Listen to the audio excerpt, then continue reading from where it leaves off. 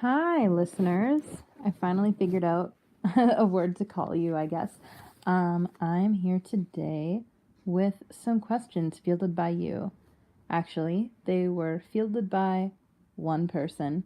And I was thinking of making them into different videos, but there was so much ground to cover that I know if I try to make videos on them separately, um, I will be overwhelmed. So I thought I would kind of address them all together in one video first to kind of be like a starting point for each of these different topics that may inspire future videos later. I don't know why I'm trying to do this right now before eating food, but here we are. I felt compelled. So I didn't copy these questions down um, verbatim, but I got the gist of them, so I'll just read them how I wrote them. Shout out to Lotus Vines again, my number one fan. No, I'm kidding. For sending me these. I appreciate the feedback so much.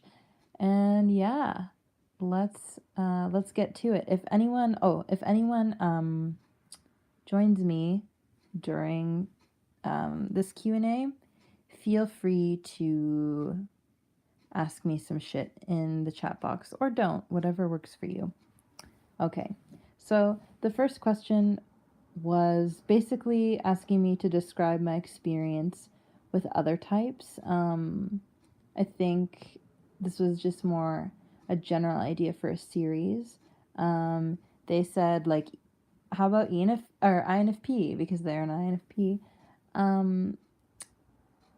And also asked, like, to name a type that was inspiring for me and maybe one that was toxic. So that's already a lot. But it's good. I've been thinking about this, and I don't know how many INFPs I personally know. I think I know a lot of people who think they're INFPs and are actually ENFJs that are extremely traumatized.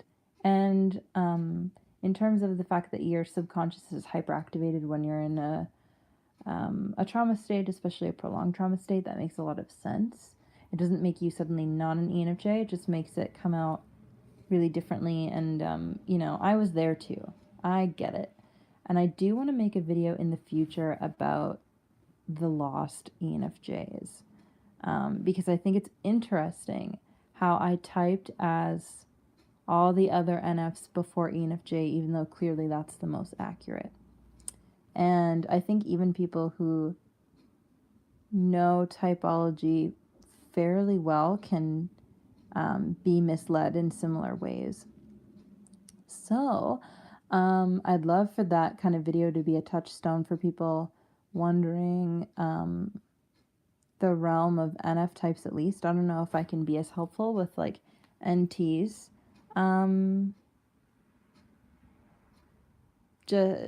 Yeah, I can try though.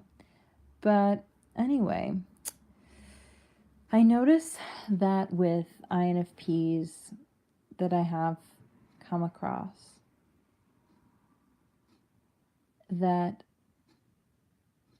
I feel the least stressed out with them.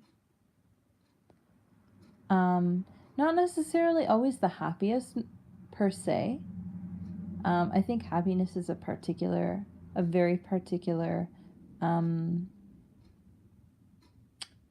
connotation and flavor of emotion. But just a general less stressed out. And I think the reason for that is I do feel a sense of oneness when I talk to other ENFJs, but sometimes that lack of psychic boundary is too much. With INFPs, I find they're extremely relatable for me, on the basis of leading with a feeling judgment and having intuition and kind of like the inside out version of me, in a sense, and I them. so that it feels a lot more balanced, but soul connected. However, I do notice a lot of archetypical, maybe socionics informed, like INFP, ENFJ relationship examples on the internet. And I notice,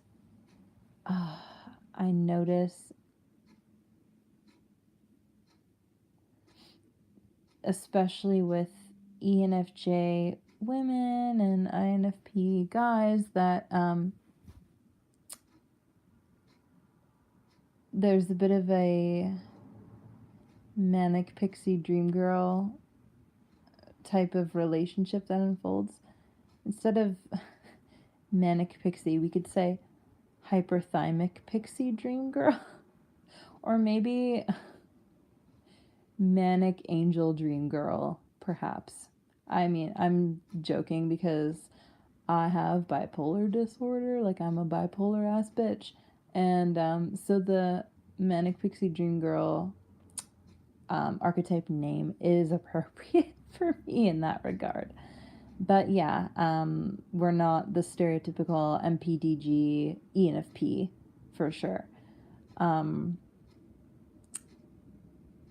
But yeah, so, and I bring that archetype up because the whole point of a manic pixie dream girl is to bring the like supposed male protagonist out of his shell and inspired by life. And I think ENFJs are also, in a different way than ENFPs sometimes, but are also very sometimes I don't want that in a relationship. In friendships, I enjoy it to an extent. I think it's the type of bond I prefer to have professionally, just because the help drive is so strong, and I don't know if it's healthy for me personally to have that activated so strongly. Not that INFPs always need my help and are helpless, like that's not true. It's just a particular way that sometimes certain traumas play out between two types. Not that it's always like that. Disclaimer.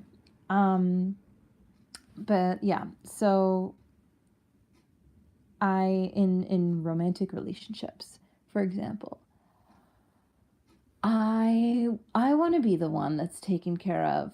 Fuck. Make me soup, swaddle me in blankets, pet my hair. I need that shit. There's this idea that ENFJs have a hard time accepting it, and I'm not saying that I have an amazingly easy time with intimacy, but these are things that I actively enjoy and actively crave. And the idea that none of us do is like really reductive, obviously. And I think people should keep that in mind when thinking about ENFJ needs. I tend to have less shame around helplessness than most ENFJs for some reason, but your ENFJ, especially if you're dating one, or interested in dating one, may not know that they might want or need or like those things. Please don't force it on them, obviously, or spring it on them in any way, or push them into it. But, like, have conversations. Ask if it would be okay to try those things. Or, yeah, how do you like to be taken care of? And if they wave it off, keep that question open. Say why you think it's important. That you hear from them what they need. Because relationships are mutual. But this was supposed to be about INFPs in particular. Geez, you'd think I was a Leo. No, I'm joking. Yeah, I think I'm just thinking of an INFP guy that I personally dated. I don't really actually remember a lot of our relationship, but just kind of the gist was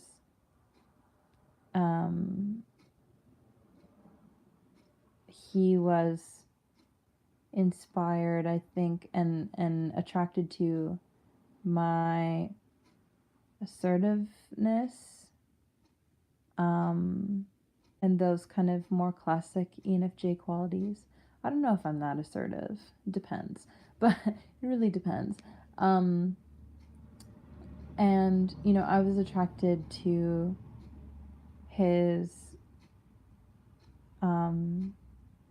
gentleness and like intense thoughtfulness. He was sometimes thoughtful anyway. But I think not only were we both less than healthy in our relationship patterns, we had like really incompatible relationship needs, because as soon as it became apparent that I wanted to be taken care of in a really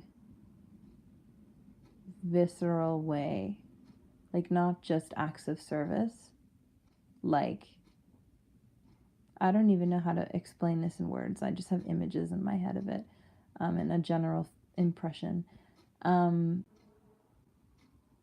Almost like taking care of the ENFJ's inner child.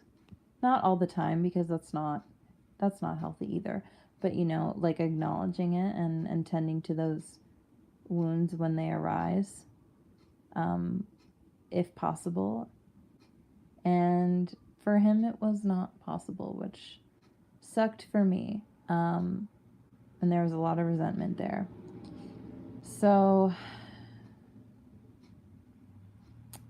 I mean, yeah, I think that I love INFPs a lot of the time, especially when they're self-assured, which FI that's healthy can really be.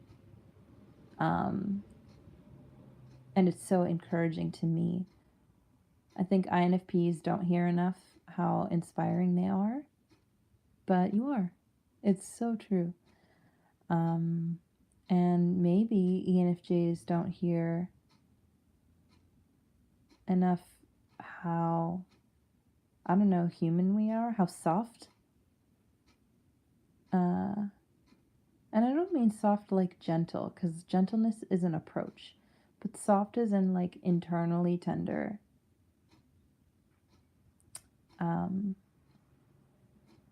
I try hard to communicate that in my actions. I don't know how well it comes across, and obviously, if like especially for someone like me, outside of MBTI context, I'm a very inconsistent person in how I behave in one situation to the next. So I don't, even if you were to think from these videos that I was that way, that I was tender internally, there are probably people I've met that may disagree.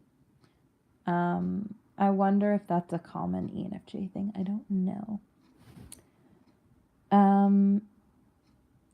There was another thing I wanted to add to that, but I've already spent 13, 14 minutes on the first question, so let's move on. 2, are ENFJs manipulative? Does this have to do with assertiveness and wanting to be liked? So, oh, hello, I have a person. Hi, person. So for a person that just joined, I'm answering questions that somebody asked me. We're just starting question 2. And I also mentioned that anyone is free to drop any additional questions in the chat. So yeah. Are ENFJs manipulative? Does this have to do with assertiveness and wanting to be liked? I think the way the question was worded originally was a little bit more nuanced and specific. Just that we have a particular reputation for being manipulative, particularly probably, I imagine, among NTs, because that's usually where I hear that criticism. Sometimes from NFPs, Not as much. I mean, I think that any type, literally any type, is capable of being super manipulative. The motivations for that manipulation and how that manipulation looks to an extent will be informed by MBTI. So I guess for ENFJ, the brand of manipulation can take the form of. I was about to give a logical answer. Hello, other person. I was about to give a stock answer, but I want to challenge myself in this moment to think of times I've been manipulative and what that means.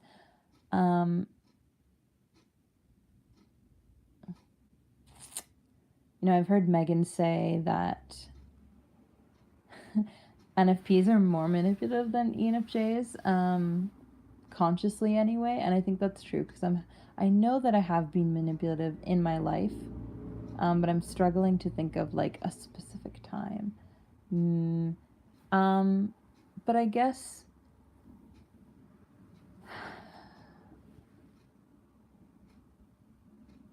I know what questions and how to word things even.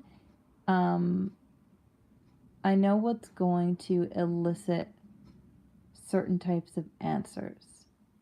So, okay, I'm thinking of like a worker that I know. And I can be a nosy person. I think sometimes, like, ESFJs get the bad rep for being nosy gossips, but I won't even lie. I'm the biggest fucking nosy gossip. I want to know everyone's business. I want to hear all about it. I want to deconstruct it and then reconstruct it afterwards. I could probably do it for 5 hours straight. Like, I love that shit. I'll eat that shit up. But yeah, so I know someone who I can kind of get information out of kind of easily.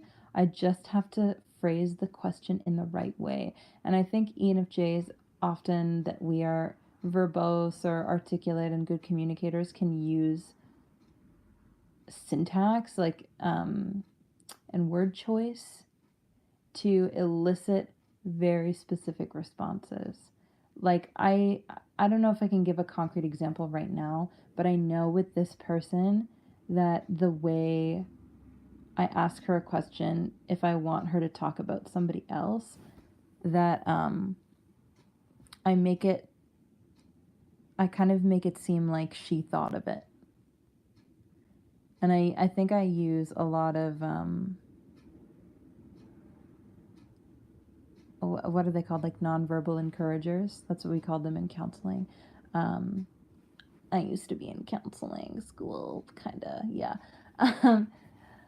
Hot tip about me. But yeah, so things like, or whatever to just encourage that flow of information and communication, as well as like repeating one or two words that they said in conjunction with a nonverbal encourager. So I'm thinking like if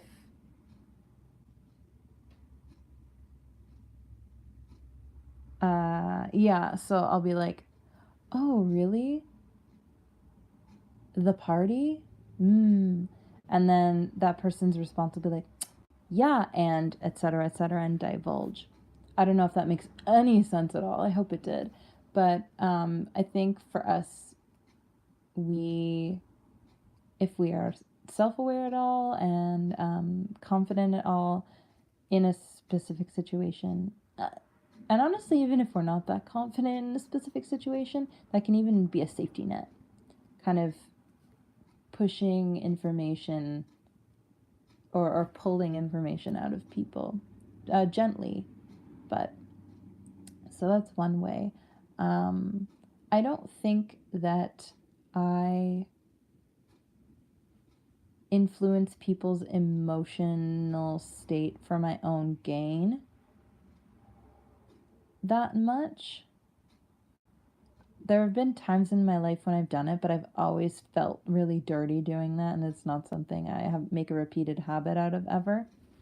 ENFJs more affect the emotional environment for the benefit of everybody, or like a specific group of people, or just something external. So it doesn't often occur to me to do that. And the times that I have done it, I felt so weird. But I think I get more through to people's morals. That's a less strategic approach, and it's more of an impassioned one, but that can be seen as manipulative by other people because I'm trying to, in the most neutral sense, like manipulate a situation. ENFJs want to affect change, and change is a form of manipulation in the most denotative, like dictionary sense of the word. And people sometimes experience that as undesirable. So I think that can earn us a reputation for being manipulative. I think that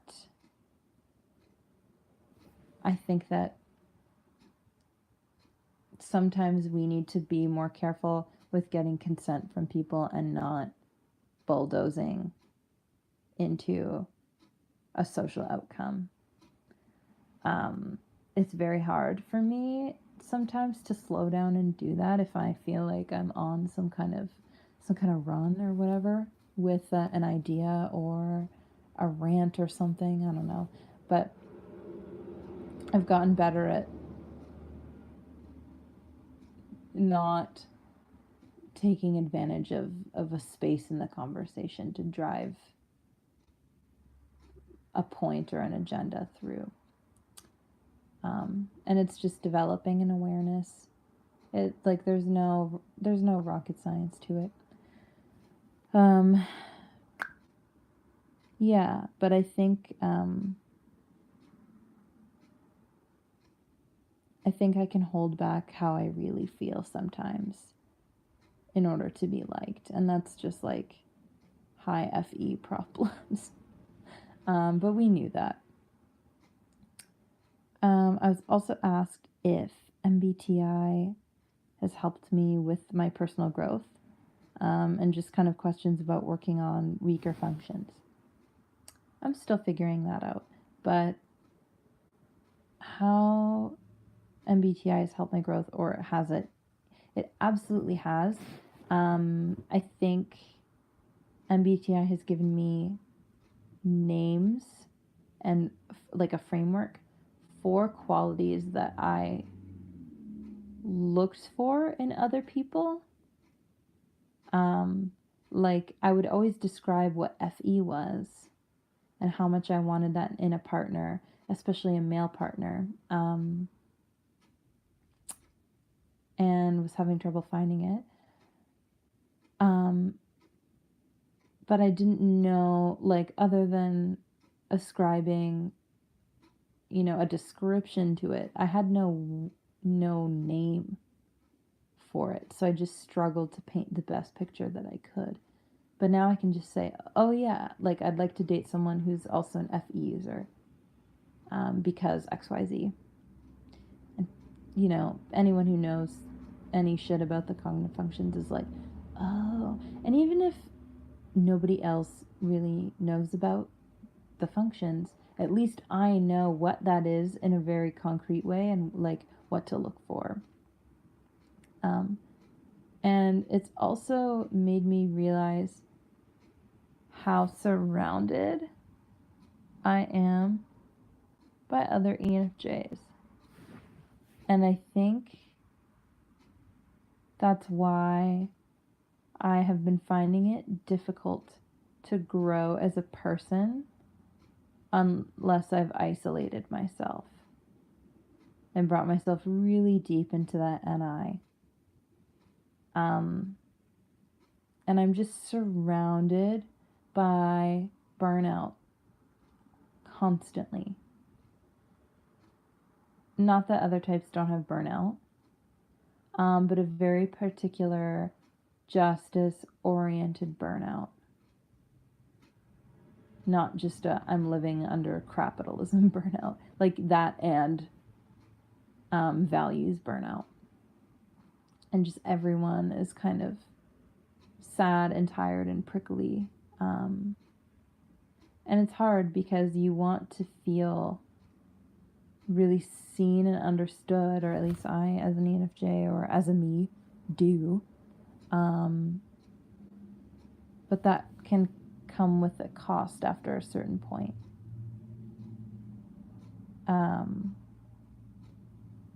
Yeah.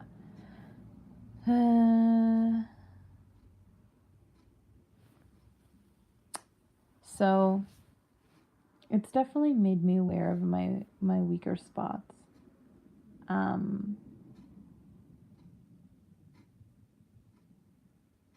I noticed that a lot of ENFJs have had similar life circumstances too, which is interesting because a lot of people are convinced that MBTI is just like innate and that's it. But I think genetics and as an extension of that personality,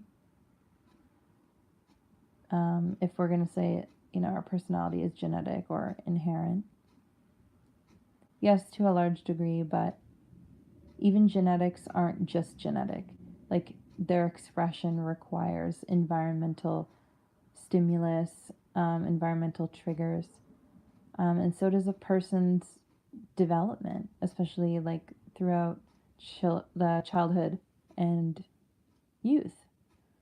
So, what the fuck was I saying? I'm sorry.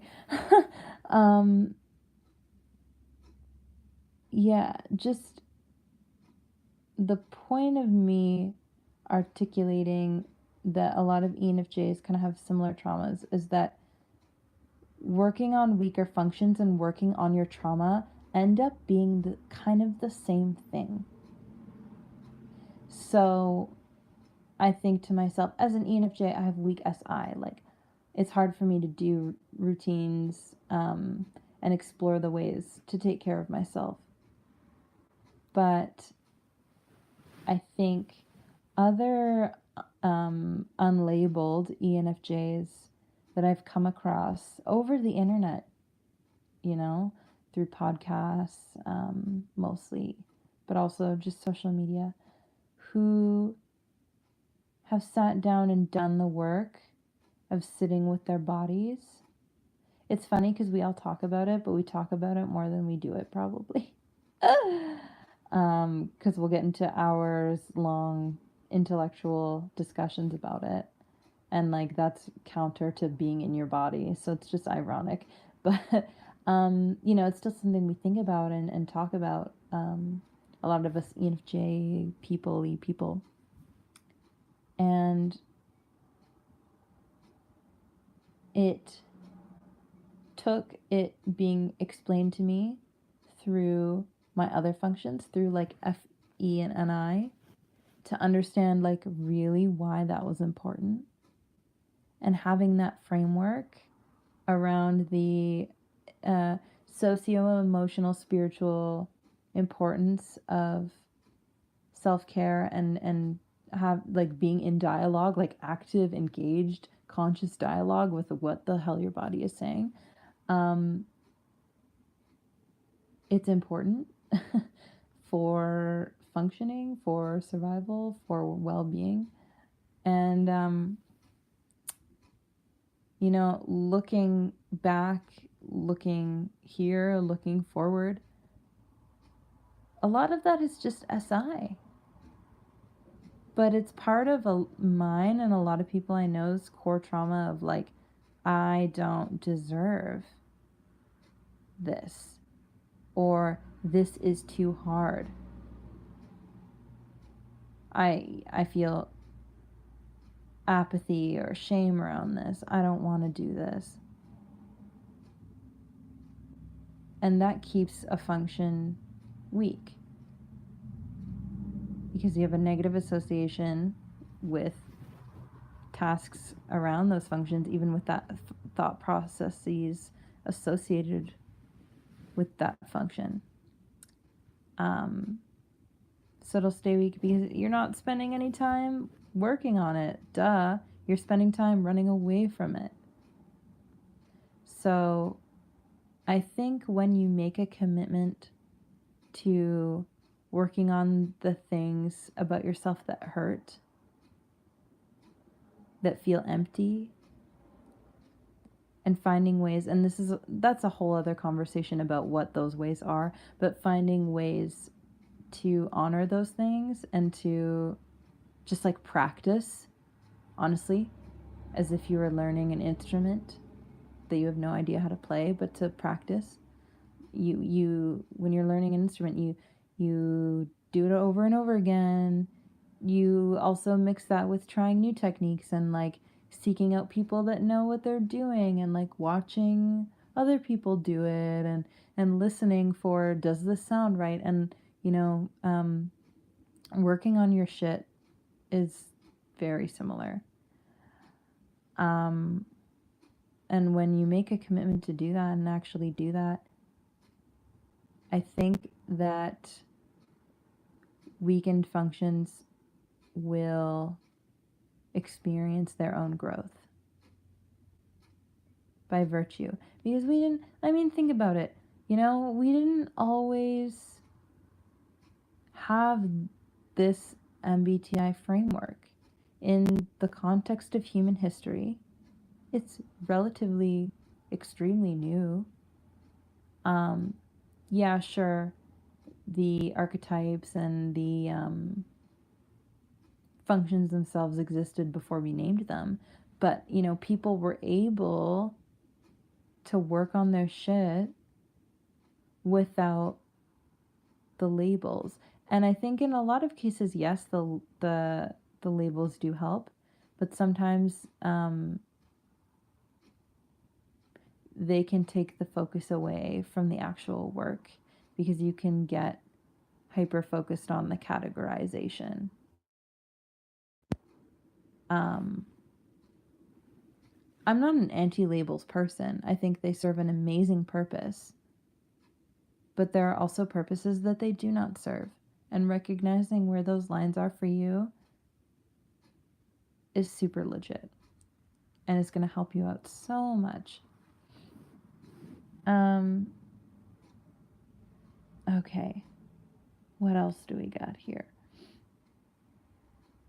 Oh, okay. This kind of segues in nicely.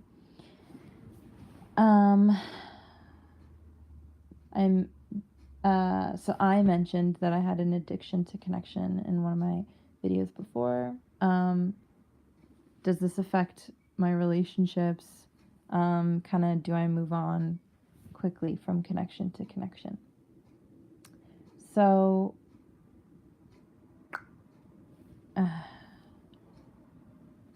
yes, addiction to connection affects my relationships. And the biggest relationship it affects is the relationship I have with myself. Because when you're addicted to connecting with other people, that is the relationship that you push to the wayside, or that falls to the wayside, I should say, that gets pushed aside, that gets fractured in more extreme cases. Simply because you're not spending the time when you're acting out of addiction that way. And I don't say the word addiction lightly. Like, I mean sincere codependency, sincere social addiction, which I think is a real thing that we don't really talk about or have a medical framework for at this point, but it's real. Because we talk about it in a sex and love context already. There are Sex and Love Addicts Anonymous groups all over the northern part of the continent, possibly elsewhere. A controversial but rising topic of discussion, and that's important too. I know that those frameworks have helped me. So to think that they don't apply to like platonic engagement as well is just like heteromonogamous, normative, and stupid. So, woo, hot takes. Yes, it does absolutely affect my relationship with myself. My relationship with others, just in that when you're addicted to connecting with people, that means that you, as a result of that high drive and that dependency, are not going to be able to make discerning judgments and decisions and boundaries quite as easily at all. Because you're so focused on getting the kind of emotional hit of neurochemicals in that experience that you can't, it gets very hard to separate that hit from, okay, this is actually good for my well-being. Okay, this person actually cares about my growth. Or, yeah, this person cares about my growth, but are they, helping me grow in any way? Am I helping them? Are we contributing to each other's sense of positive identity, etc., etc., etc.? There's so many things that go into defining what healthy relationships are. But, when you're addicted to connecting with people, it tends to mean that you'll connect with anybody. And, maybe not just anybody, depending on how deep in that addiction you are. But the point of an addiction is that it causes a level of distress. So yeah, absolutely. And I think the person that asked me this question and all the other questions said that they, cherish, as an introvert, cherish their interactions that they have for a really long time, and it means a lot to them. And is it the opposite for me? Like, do I just kind of go from the next to the next to the next? And for me personally, no. I don't think it's about novelty or quantity as much. There's definitely a point in my life where I did novelty seek in terms of connections. That had to do with,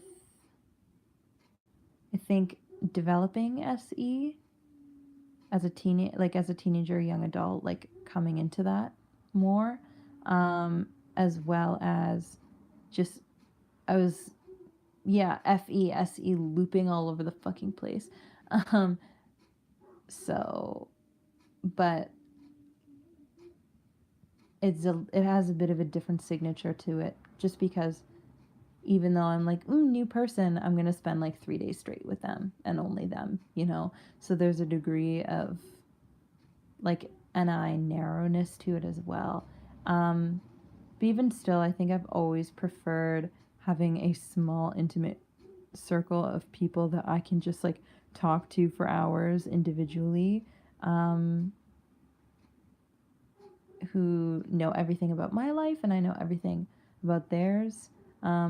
Even some unhealthy degrees of enmeshment. So I wouldn't say, maybe that can be more of a thing for like ENPs, but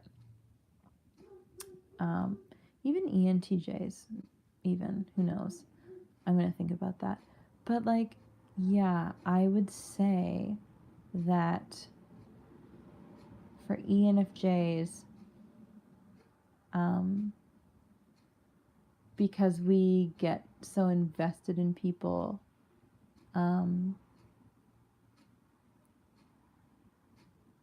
it can, I don't think there's disposability or nonchalance. I think when we kind of, I'm not as much of the type of ENFJ to do this, but I've seen other ENFJs do it, where they connect really deeply, or what feels like really deeply, with someone, and then they kind of like disengage and move on. I think that's more of a combination of just like wanting that genuine connection with as many people as possible, and trying to delegate enough time to give back and to give to the people you know and the people that are like at all worth your time, or that you think are worth your time anyway.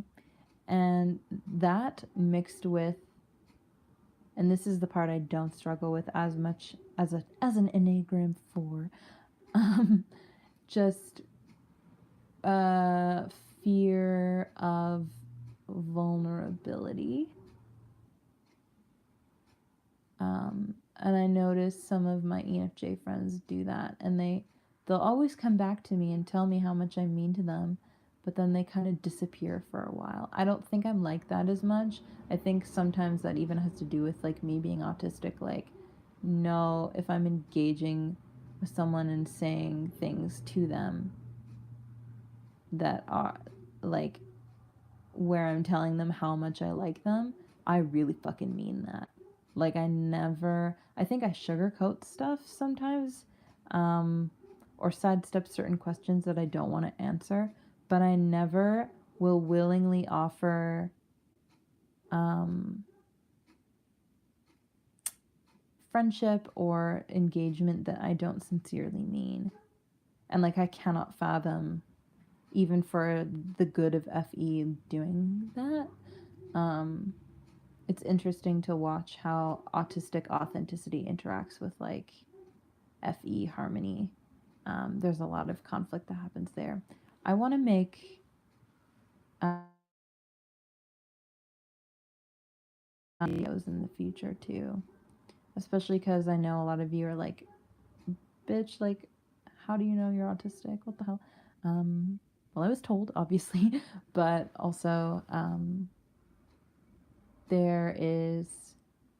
it looks very different in girls and people who are socialized to be girls a lot of the time.